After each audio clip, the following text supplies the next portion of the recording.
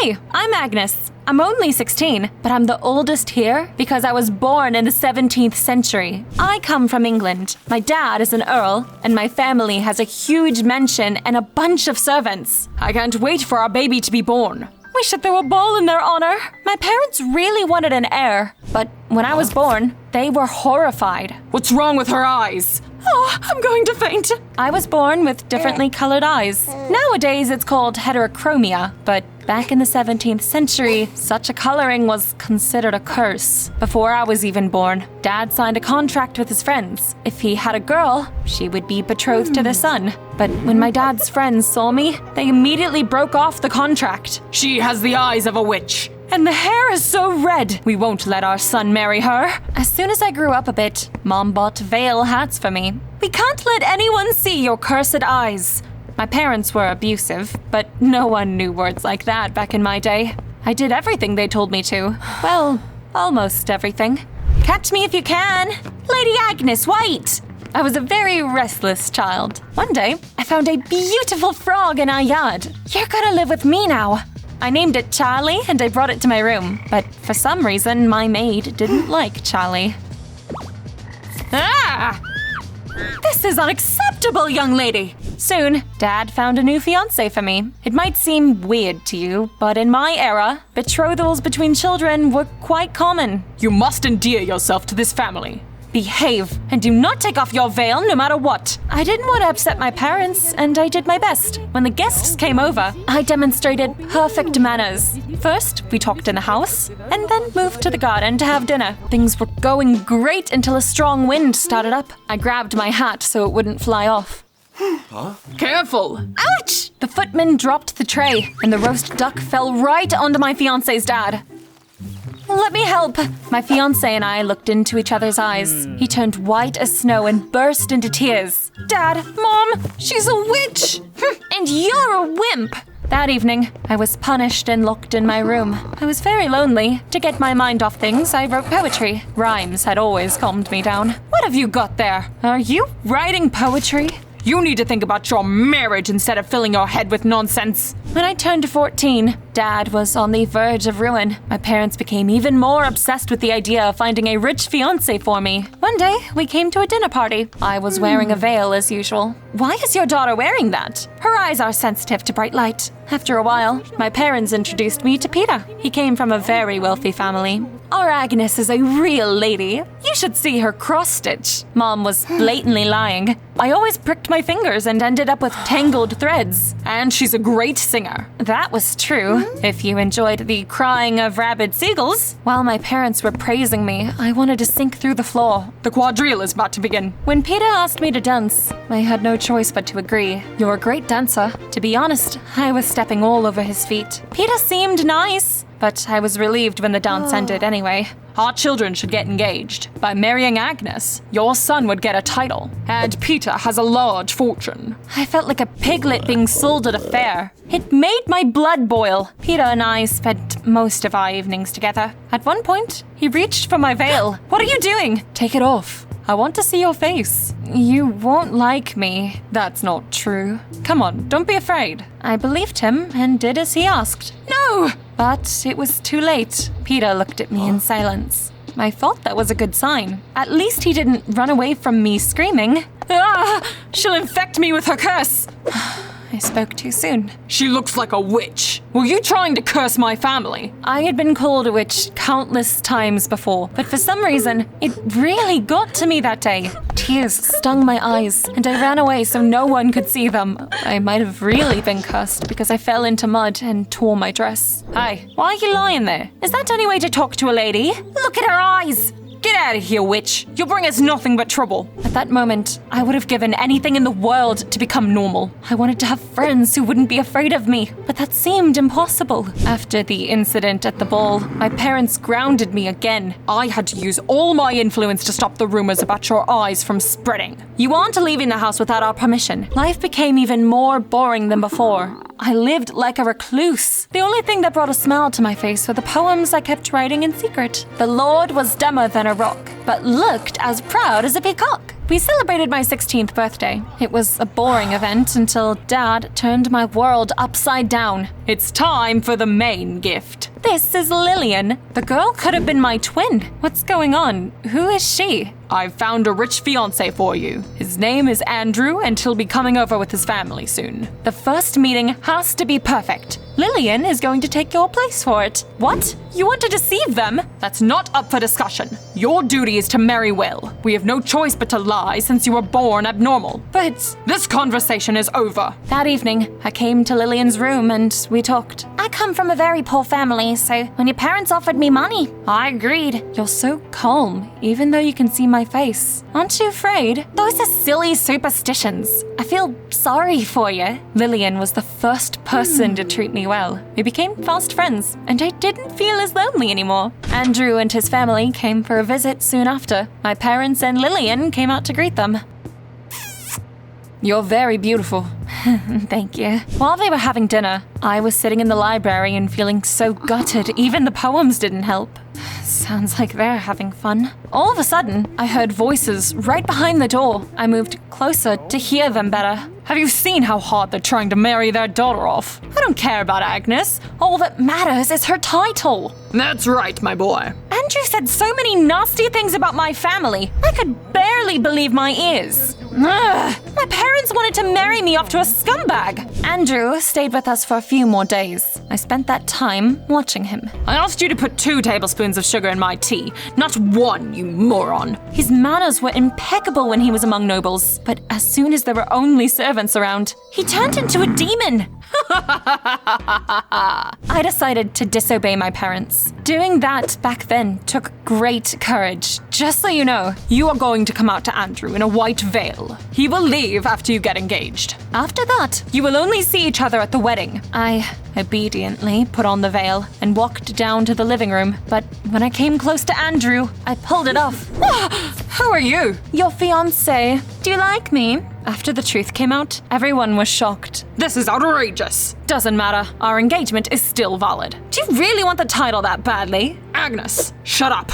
We are so grateful. You won't regret it. There is no engagement. I'm not marrying this peacock. Agnes! Don't mind her. She's just a foolish girl. Ugh, why wasn't I born in the progressive 21st century? My parents gave me the scolding of a lifetime. If anyone heard the way they'd shouted, they'd think I really was a witch who'd cursed a city with my plague. You're going to marry Andrew whether you want to or not. I'm tired of living like this. You don't care about me or my feelings. All you think about is money. As usual, I was locked in my room and started to hit my pillow out of frustration. Can I come in? Sure. Your parents no longer need me, so I came to say goodbye. At that moment, I got a crazy idea. Lillian, please help me. What? But your parents! Please! There's no one else I can ask. Lillian hesitated. It was hard for her to pluck up her courage to do something so daring. But then, her eyes lit up with a determined gleam. Okay, I'll help you. I took my savings, and I ran away from home at night. Lillian got a horse for me and told me where I could rent a room. Here, you should change if you want to keep a low profile.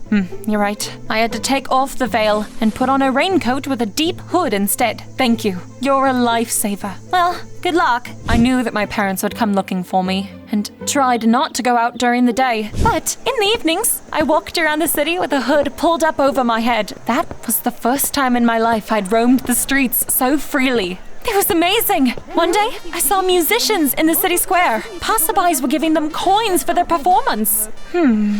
What if I? Reading my poems in front of an audience was scary, but I decided to give it a try. Most of all, the audience liked the poems in which I ridiculed the aristocrats. That's brilliant, kid. I was over the moon. My poems were bringing money. People really liked them. I was on cloud 9 as I headed back to the room I was renting. Then I heard a loud splash. Someone was drowning in the river. I was a great swimmer, so I hurried to the rescue. Hold on! I pulled the stranger out of the water and then took a look at his face. Even though his clothes looked shabby, the guy was gorgeous. While I was looking at him, he woke up. We looked into each other's eyes and... Wait, my eyes!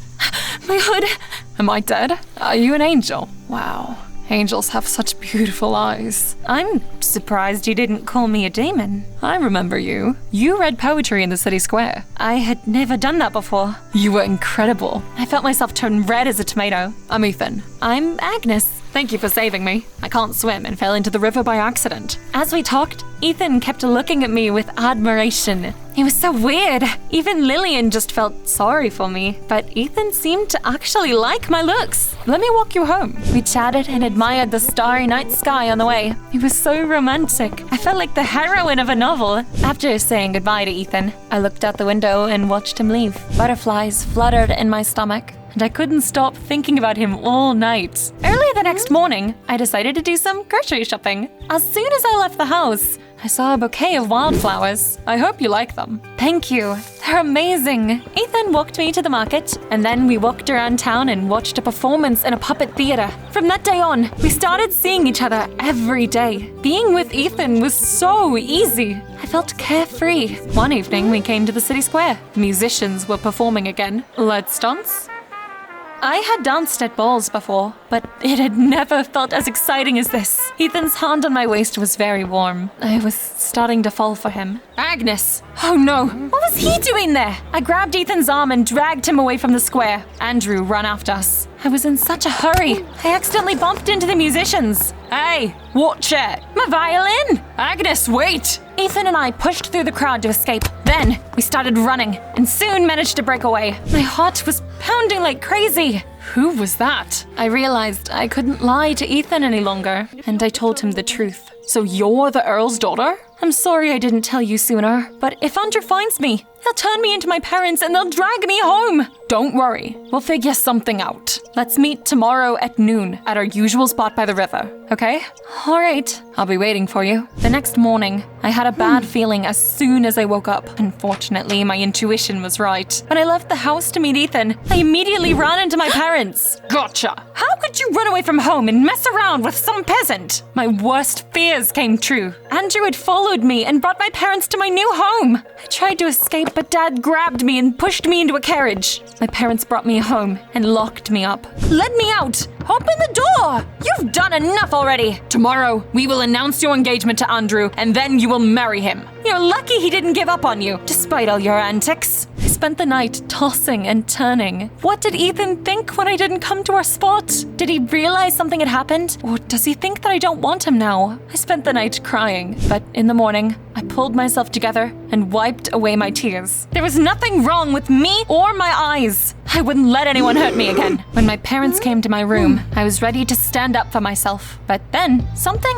unexpected happened. A change of plans? We've been invited to the Duke's ball. We'll announce your engagement to Andrew some other day. I didn't want to go anywhere, but I didn't have a choice. Mother made me wear a stupid veil again. I felt like a caged bird when we arrived. It was terrible, but at some point, I was left alone and decided to run away. I was creeping towards the exit when someone grabbed my arm. The Duke's son wants to talk to you. Meeting him is a huge honor. I hope you realize that. Try to seem interesting. What if a miracle happens and he ends up liking you? I'm not going to do that. I already have a boyfriend whom I love. As soon as I said that, I realized that I really had fallen for Ethan. I didn't have to pretend when I was with him. He accepted me for who I was. Do you really want to spend your life with a beggar? That is out of the question. Go talk to the Duke's son, and don't you dare take your veil off. I went to the Duke's son, but of course, I wasn't about to listen to my parents. That aristocrat would want nothing to do with me as soon as he saw my eyes. But when he turned around, I thought I was dreaming. Ethan? Hi, Agnes. What are you? I'm an aristocrat too. The thing is, I was tired of living as a noble and always obeying my parents. So I sometimes changed into my servant's clothes to wander through the city. We met during one of my walks when I fell into the river. Girls often throw themselves at me just because I'm the Duke's son. But you liked me even though you thought I was a peasant. I liked that, and didn't want to tell you the truth about myself and ruin everything. So you lied to me, just like you did to me. I think we're even in that regard. I was angry at first, but had to admit that Ethan was right. I'd been hiding a lot from him, too. Then, Ethan took my hand and led me into the main hall. His smile made my heart skip a beat. She's not wearing a veil! Agnes, close your eyes! Agnes has the most beautiful and unique eyes in the world. Anyone who calls her a witch will have to deal with me, even her parents. Oh, I want you to marry me. This would be my 5th engagement, and your last. Ethan and I soon got engaged. We decided to get married in a few years. I kept writing poetry, and Ethan even helped me publish a small collection of my poems. That was a huge achievement for a girl in my era. Having eyes of different colors became trendy among aristocrats. Girls even used special eye drops to achieve the effect. I learned to love myself for who I was, and I realized that every person is beautiful in their own way. By the way, what color are your eyes? Tell me in the comments down below.